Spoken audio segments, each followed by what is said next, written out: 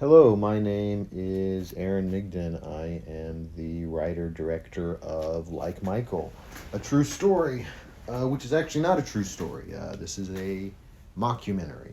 So on the poster it says a true story to the left of the poster, and then to the right of the poster it says based on a true story, and it's kind of this little Easter egg of they sort of cancel each other out in a way. So it's not a true story. So this is a very rare interview that John Carpenter did for the BBC while they were in production of Halloween in the spring of '78. And I've shown this to like really hardcore Halloween fans. Being a person who makes Halloween documentaries, you meet a lot of these hardcore fans. And I'd shown them this clip coming up of this pan that starts on the Myers house when it was originally located at 747 Meridian before the house was moved away.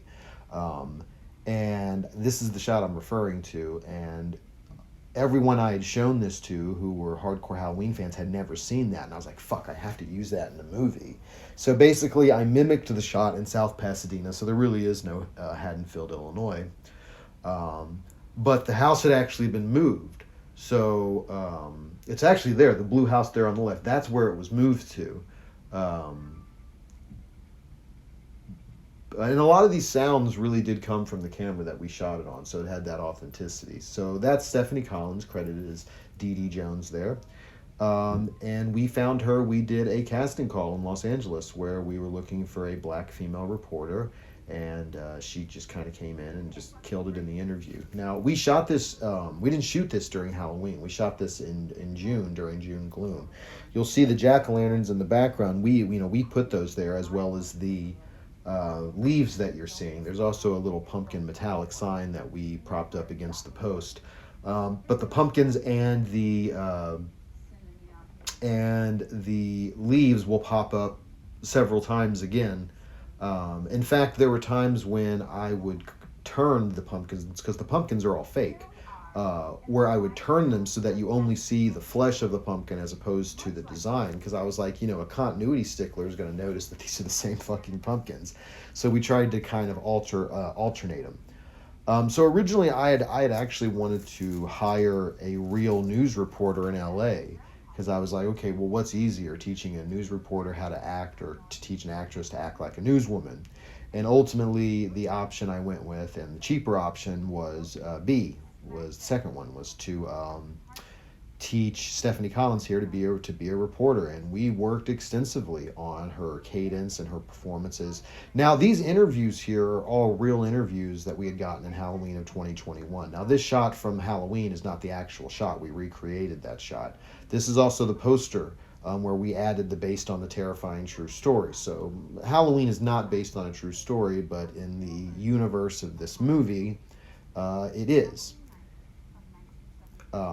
And when we say Halloween, it happened Halloween of '76, everyone says, oh no, it happened Halloween of '78. And I was like, well, no, the movie came out in '78. So if it was based on a real murder, it wouldn't have happened in '78. It would have happened in like '76 or '77, most likely '76, because it can take about a year to complete a film, at least. And so Chris Dunnigan here, he's a buddy of mine who's a professional Michael Myers cosplayer, and he's talking about Mike Myers, and in the very Michael Myers, but in the very next sentence he talks about true crime, and that was just sort of a coincidence of him talking about one thing and then talking about something completely opposite. But in the edit, it looks like it sounds like rather he's talking as if Michael Myers is a real person, and you see that a lot amongst Halloween fans. That they'll talk about Michael Myers, they'll speak on him like he's real. Now, this shot here, this is a real soundbite from the Blu-ray audio commentary. That's really John Carpenter's voice. But the house you'll see there is white. So it was white in the movie, but when we filmed it, it was green. So what we did to do those recreation shots is I actually paid someone to paint the house white. The reason why it's slightly out of focus is because there were modern day cars in the shot that were obviously not '78. So I kind of fuzzied or blurred the shot. I almost said fuzzied the shot.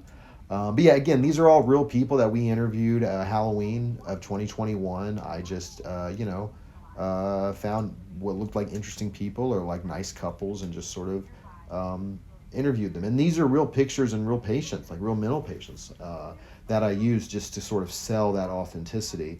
Because there was no way I was going to be able to film a kid and make it look like some, mental patient from the 1960s. So I just used a picture of someone who's probably dead now, so it doesn't really matter.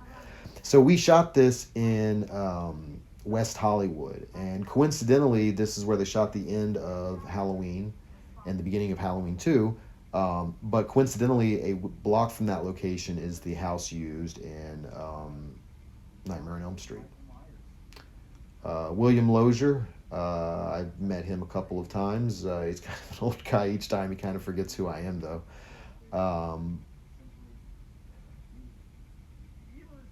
But yeah, he does really look a lot like Loomis. Kind of a mixture of Loomis and like Sean Connery a bit.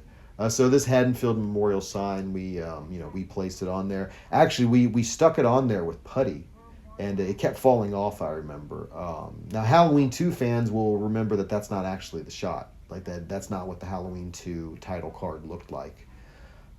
Because again, we couldn't pay to use the shots, so we just recreated them.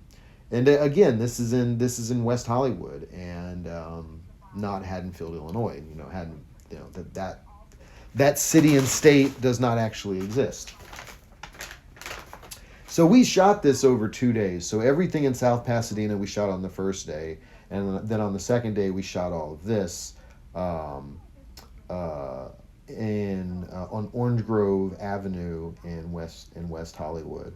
And I say the next day, but I want to say it was actually a few days later. But it took 2 days to film this, and we still made the movie fairly inexpensively. It took about 7 hours, or $700 to do it. Now the smoke coming from behind the hedge was kind of a play on the fact that John Carpenter frequently smoked on set, and his smoke is in some shots. I think I did it to sort of an annoying degree where it's almost distracting. So that's my only degree. That's my only regret about doing that. But it's also sort of a cue to the audience that it's sort of a foreboding thing, as if something bad is going to happen, as if something is there and she doesn't see it. It's really kind of a scary thought that she could be reporting and there's actually somebody behind the bush waiting for her. Again, this is another recreated shot. Again, you see modern day cars, but we didn't have the budget to cover that. Robert is another cosplayer, another person who dresses up like Michael Myers. When we made the second Like Michael, he was one of the main subjects, where we just basically mic'd him up, no pun intended, and followed him around as he interacted with fans on Halloween Day in South Pasadena. So the working title on this movie when we filmed it was Like Michael 3. And what it was is in kind of the spirit of Halloween 3, Season of the Witch, which was really kind of a departure from the other movies because Michael Myers wasn't in it. I wanted to do something different. So I'd made 2 Halloween documentaries. Now I wanted to make a mockumentary.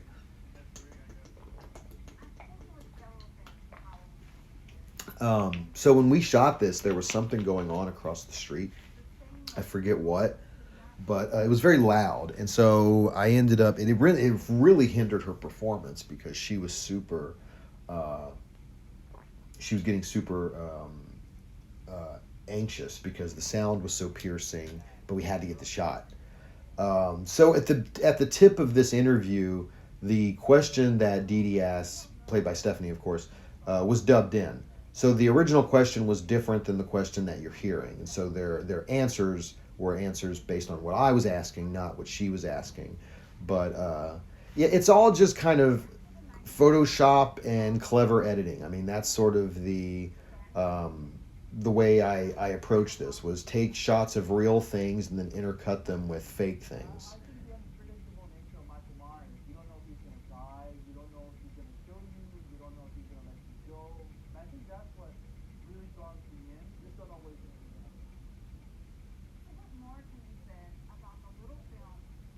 So again, you see those leaves in the background. That was all placed by us, and you can even see those little pumpkins. They're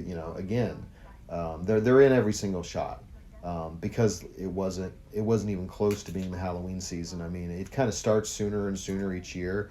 So it is the first week of August of 2024 that I'm recording this. And there was already Spirit Halloween stores that are already open. Last year they opened at the end of August. And again, these are real shots. Like, this is something I really shot Halloween night at like 8:30 when there's just a line a mile long of Halloween fans taking pictures.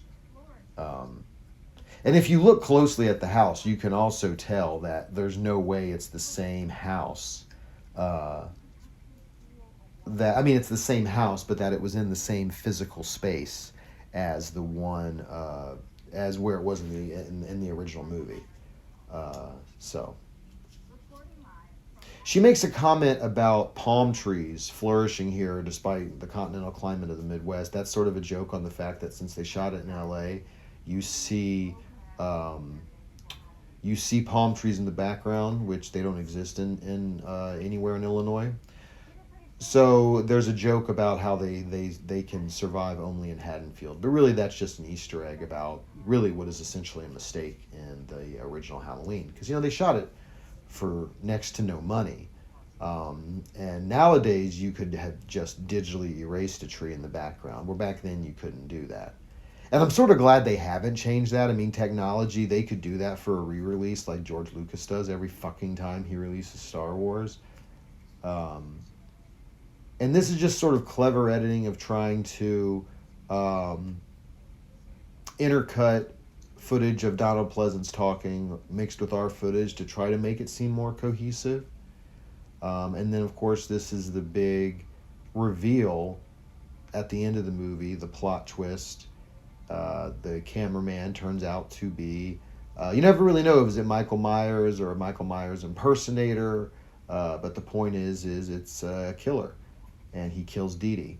Now, the way we got these sounds were the same ways they got the stabbing sounds in the original Halloween, which is I took a very sharp knife and cut into a watermelon.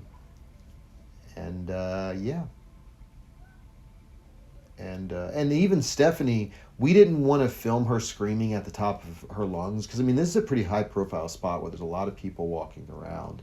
And so basically, she recorded on her iPhone all those screaming sounds, and then we just dubbed them in. And it was actually pretty funny because some of the takes were like really kind of ridiculous. I mean, she did a wide range of emotion, everything from like that hurts to like, oh my god, like just really extreme, almost like quintessential black woman reactions. But I just kind of picked what worked, which is, someone who sounds like they're in writhing pain, and that's what worked. Now, for the impatient viewer, they will watch this, and as soon as they see the footage provided courtesy and then the copyright, they think the movie's over.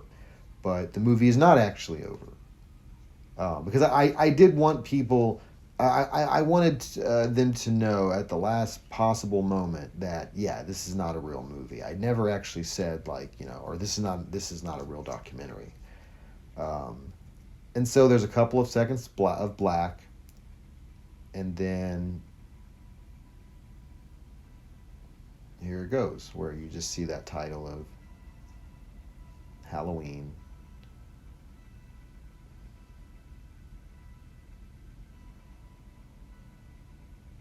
And that's essentially it. Then you get to see who the people really were. I mean, some of the last names were changed of people to reflect the people who would have lived in Haddonfield.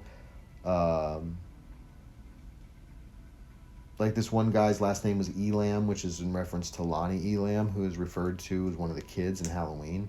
So when I say featuring real Halloween fans, like these are all the real people. Like these are all their actual names. So, yeah, and I've used some of these people in several of the documentaries. And that's the current documentary that I'm working on now, is about the Halloween fans that return every year. And so, yeah, we have reached the end. Carl Casey was able to use his music for free. Now, I have another version of this movie where we used the John Carpenter original Halloween soundtrack. But that's not this version, but that's okay.